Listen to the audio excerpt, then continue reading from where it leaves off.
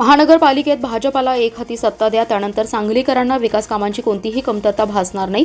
वर्षानुवर्षे सांगलीतील युवक नोकरीसाठी पुणे व मुंबईकडे स्थलांतर करीत आहेत। हे चित्र बदलण्यासाठी सांगलीत ITI इंडस्ट्रीज उभारण्याची घोषणा मुख्यमंत्री देवेंद्र फडणवीस यांनी केली आहे। वारणा उद्धव योजनेचा प्रस्ताव माझ्याकडे आला असून त्याला मंजुरी देऊन पाणी प्रश्न कायमस्वरूपी सोडवू, कौलापूर विमानतळासाठी आवश्यक जागा देण्याचं काम पूर्ण करा, सांगलीकरांचं विमानतळाचं स्वप्न पूर्ण करण्याची ग्वाहीही त्यांनी यावेळी दिली आहे। स्टेशन चौकात महापालिका निवडणुकीसाठी विजयी संकल्प सभेचा शुभारंभ मुख्यमंत्री फडणवीस यांच्या हस्ते करण्यात आला आहे। या प्रसंगी ते बोलत होते। यावेळी पालकमंत्री चंद्रकांत पाटील, सुधीर गाडगीळ, सुरेश खाडे, सत्यजित देशमुख, भाजप प्रदेश उपाध्यक्ष शेखर इनामदार, शहर जिल्हाध्यक्ष प्रकाश ढंग, जिल्हाध्यक्ष सम्राट महाडिक यांच्यासह पदाधिकारी उपस्थित होते। मुख्यमंत्री फडणवीस म्हणाले, महानगरपालिका तुम्ही आमच्याकडे द्या। 15 तारखेला मतदानाला गेल्यानंतर महायुतीची चिंता करा, त्यानंतर 16 तारखेला निकाल लागताच त्यानंतर 5 वर्ष तुमची चिंता आमच्यावर सोडून द्या। सांगली शहराच्या पायाभूत सुविधा, रोजगार निर्मिती आणि पाणी पुरवठा याबाबत महत्त्वाच्या घोषणा केल्या। सांगली शहराला पाण्याची वाढती गरज आहे, ही गरज लक्षात घेऊन त्या ठिकाणी वारणा उद्धव योजना तयार आहे। 454 कोटी रुपये योजनेला लागणार आहेत। आता योजना आमच्याकडे मान्यतेसाठी आली आहे, काळजी करू नका। सांगलीतल्या प्रत्येक घरामध्ये न उघडल्यानंतर पिण्याचं पाणी पोहोचलं पाहिजे। या योजनेलाही मान्यता लवकरच देऊ। कौलापूर विमानतळाच्या संदर्भात बोलताना मुख्यमंत्री म्हणाले, विमानतळासाठी मध्यंतरीच्या काळात सुधीर दादांसह आपले सर्व आमदार आले। सगळ्यांनी सांगितलं, तुम्ही सगळीकडे एअरपोर्ट करताय, आमच्या सांगलीला काय घोडं मारलंय, सांगलीला काय एअरपोर्ट होत नाही। त्यानंतर तात्काळ आदेश दिलेत। कौलापूरला एअरपोर्ट तयार करण्यासाठी फिजिबिलिटी स्टडी करता आपण कन्सल्टंट हा त्या ठिकाणी मांडलेला आहे आणि लवकरच त्या कन्सल्टंट करणारा रिपोर्ट घेऊन येईल। काही कमी पडलं तर थोडी बहुत जागा आम्हाला मिळू द्या। तेथे आपण एक चांगलं एअरपोर्ट असेल, ट्रक टर्मिनल्स असो, नवनवीन ज्या गोष्टी ठिकाणी करण्याची गरज आहे, आवश्यकता आहे, त्या सगळ्या गोष्टी करणार असल्याचंही त्यांनी सांगितलं। महायुतीतल्या पक्षांनी एकमेकांवर बिलकुल टीका करायची नाही असे असताना त्याची सुरुवात झाली आहे। किती चालणार, कुठे जाणार हे अंदाज घेऊन ठरवू। नगरपालिका निवडणुकीत तिजोरीच्या किल्ल्या आमच्याकडे आहेत असं म्हटलं गेलं, मात्र मी त्यावेळी तिजोरीचा मालक आमच्याकडे आहे असं म्हटलं। आता घरला जायचे आहे का असं ते म्हणाले, पण मी म्हणतो मुख्यमंत्री आमच्याकडे आहेत आणि गृहमंत्रीही आमच्याकडे आहेत, त्यामुळे दमात घेऊ नका, हलक्यातही घेऊ नका असा इशारा देत पालकमंत्री चंद्रकांत पाटील यांनी आपल्या भाषणात राष्ट्रवादी काँग्रेसचे अध्यक्ष अजित पवार यांनी केलेल्या वक्तव्याचा समाचार घेतलाय। ते म्हणाले, उमेदवार निवडताना महिलांना प्राधान्य दिलं आहे, जातीचा आणि आर्थिक समतोल साधलाय। गेल्या वेळी पहिल्यांदाच स्वबळावर भाजपचा महापौर झाला, 2.5 वर्ष चालला, कारभार केला, मात्र काही जणांनी दगा दिला। महापौर बदलला, पण स्थायी समिती सभापती आपलाच राहिला। 5 वर्ष पूर्ण नाही, पण मोठ्या प्रमाणात विकास कामे केली, त्यामुळे विजय आत्ताच झालाय। कारण एकमेकांचे तोंड न बघणाऱ्या विरोधकांना एकत्र येऊन शोधून उमेदवार गोळा करावे लागले आहेत। मात्र देवेंद्र फडणवीस यांच्या कामावर विश्वास ठेवून भाजप केवळ RPIला सोबत घेऊन निवडणुकीत आहे। शिवसेनेने जादा जागा न मिळाल्याच्या आरोपावर बोलताना ते म्हणाले, ज्यांची गेल्या वेळी एकही जागा निवडून आली नाही त्यांनी किती जागा मागायच्या, त्यामुळे आमच्या कार्यकर्त्यांवर अन्याय करून युती करू शकत नव्हतो असं सांगत युती तुटण्याचं कारणच त्यांनी स्पष्ट केलंय। महापालिकेच्या निवडणुकीसाठी 381 उमेदवारांना शनिवारी चिन्हांचं वाटप करण्यात आले। राष्ट्रीय आणि प्रादेशिक पक्षांना त्यांच्या पक्षाचे अधिकृत चिन्ह देण्यात आलं, तर अपक्षांकडून सर्वाधिक लिफाफा, कपबशी, नारळ, बॅट, शिट्टी या चिन्हांचं वाटप झालंय। तर एअर कंडिशन, ऑटो रिक्षा, कपाट, टेबल, पतंग, सफरचंद आदी चिन्ह देखील अपक्षांना देण्यात आली आहेत। महापालिकेच्या निवडणुकीसाठी अर्ज माघार घेण्याचा अंतिम दिवस होता। निवडणुकीसाठी 78 जागांसाठी 381 उमेदवार रिंगणात आहेत। त्यांना चिन्हांचं वाटप शनिवारी निवडणूक अधिकाऱ्यांनी केले।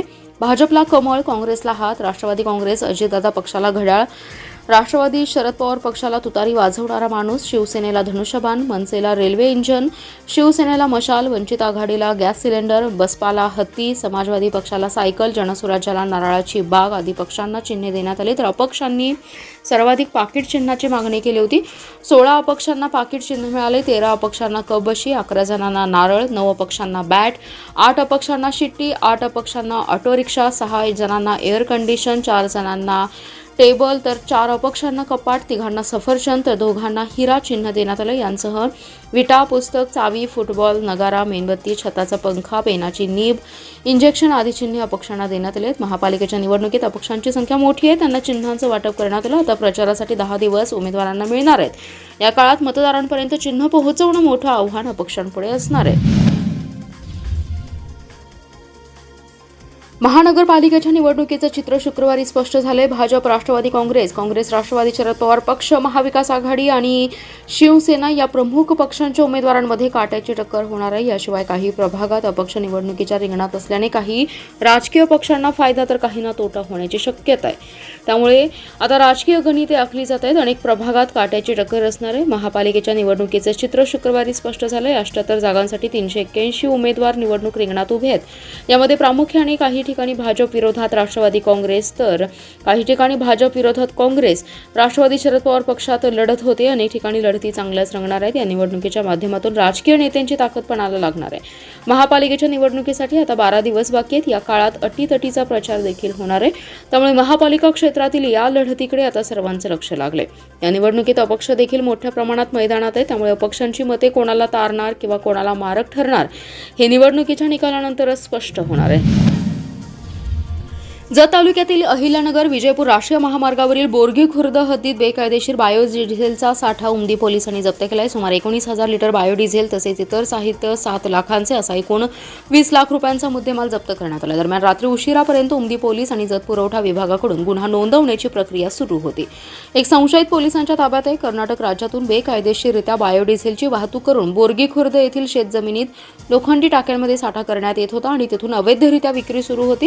याची माहिती मिळताच पोलिसांनी घटनास्थळी छापा मारून चौकशी केली असता हा प्रकार उघडकीस आला. सायंकाळी उपविभागीय पोलीस अधिकारी सचिन थोरबोले यांनी भेट देऊन तपासाचा आढावा घेत सखोल चौकशी करण्याच्या सूचना दिल्या. सहाय्यक पोलीस निरीक्षक संदीप कांबळे आणि जतचे पुरवठा अधिकारी श्रीकांत चौथे यांच्या पथकाने साठा जप्त करून पंचनामा केला. या प्रकरणी एका कामगारास ताब्यात घेण्यात आले असून संबंधिताविरोधात गुन्हा नोंदवण्याची प्रक्रिया सुरू आहे. गेल्या वर्षभरात गांजा, जुगार, मटका, बेकायदेशीर बायोडिझेल विक्रीत जनावरांची तस्करी यांसारख्या अवैध धंद्यांचे जाळे या भागात निर्माण झाले. उमदी पोलिसांसमोर रोज नवं आव्हान निर्माण होते. जतचा सीमा भाग यामुळे चर्चेत आहे. कर्नाटक महाराष्ट्र सीमावर्ती तस्करी रोखण्यासाठी पोलीस अधीक्षक संदीप घुगे कोणती ठोस पावले उचलतात याकडे आता लक्ष लागले. महापालिका निवडणुकीसाठी भारतीय जनता पार्टीने काम प्रामाणिकपणे करा, त्यासाठी कार्यकर्त्यांनी कामाला लागावं असं आवाहन भाजपा नेते आणि जिल्हा बँकेचे उपाध्यक्ष जयश्रीताई पाटील यांनी मदनभाऊ युवा मंचच्या पदाधिकाऱ्यांना केले. महानगरपालिका निवडणुकीच्या पार्श्वभूमीवर मदनभाऊ पाटील युवा मंचाची प्राथमिक बैठक जयश्रीताई मदनभाऊ पाटील यांच्या उपस्थितीत पार पडली. यावेळी त्या म्हणाल्या, महापालिका निवडणुकीत भारतीय जनता पक्षाच्या सर्व उमेदवारांना मोठा मताधिक्याने निवडून आणण्यासाठी कार्यकर्त्यांनी कामाला लागावं. प्रत्येक प्रभागामध्ये घर टू घर प्रचार करून जास्तीत जास्त मतदान करून घ्यावं. भाजपचे उमेदवार कसे निवडून येतील यासाठी कार्यकर्त्यांनी सर्वतोपरी प्रयत्न करावेत.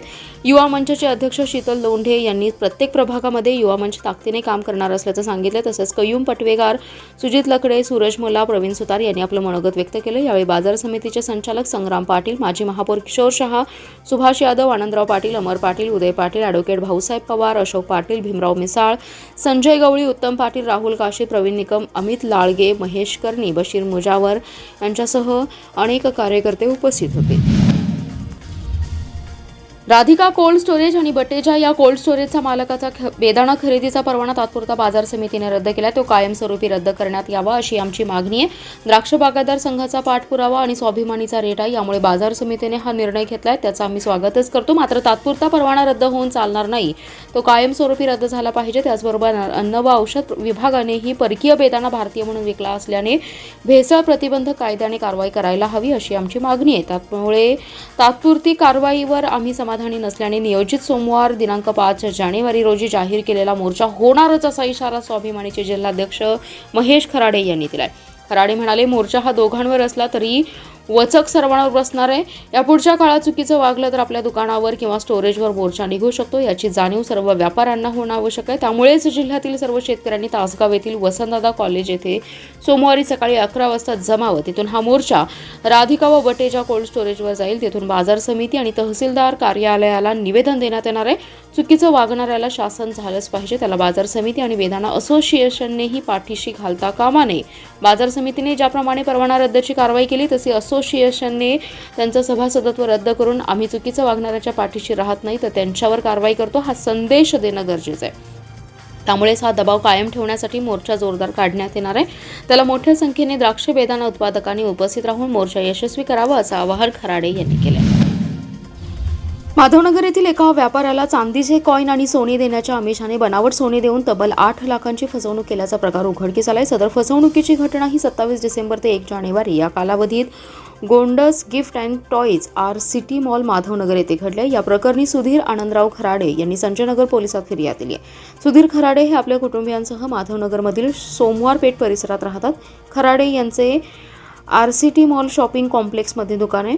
27 डिसेंबर ते गुरुवार 1 जानेवारी या कालावधीत 2 पुरुष 1 महिला त्यांच्या दुकानात आले. त्यांनी खराडे यांचा विश्वास संपादन करून चांदीचे कॉईन आणि सोने देतो असं सांगून त्यांच्याकडून 8 लाख रुपये घेतले.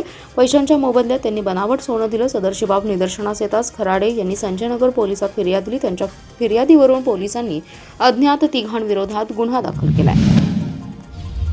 सांगली, मिरज आणि कुपवाड शहर महानगरपालिका निवडणुकीच्या पार्श्वभूमीवर समाजवादी पार्टीने आज आपला लोकाभिमुख, आर्थिक दिलासा देणारा आणि प्रशासनाला जबाबदार धरणारा जाहीरनामा जाहीर केलाय.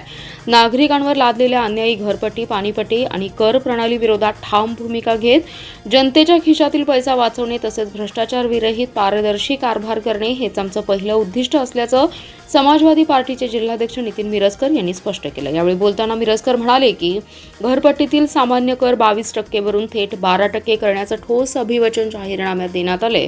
एप्रिल 2026 पासून ही अंमलबजावणी करण्यात येईल. यामुळे नागरिकांची पुढील 5 वर्षात सरासरी 2000 इतकी बचत होणार आहे.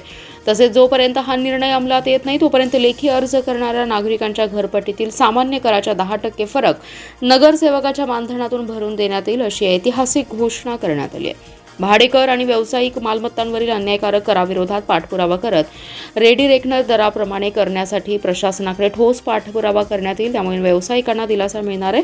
पाणीपट्टीतील युनिटचा दर 8 वरून 7 करण्यात येईल. तसेच नागरिकांना स्वच्छ, मुबलक आणि नियमित पाणीपुरवठा मिळावा यासाठी प्रशासन काटेकोरपणे जबाबदार धरण्यात येईल. प्रभागात नियमित क्षेत्रसभा, रोड रजिस्टर आणि रस्ता क्रमांक प्रणाली तसेच स्थानिक सुशिक्षित, बेरोजगार आणि सिव्हिल इंजिनियर यांना विकास कामांमध्ये प्राधान्य देण्याचा निर्णय या जाहीरनाम्यात नमूद करण्यात आला आहे.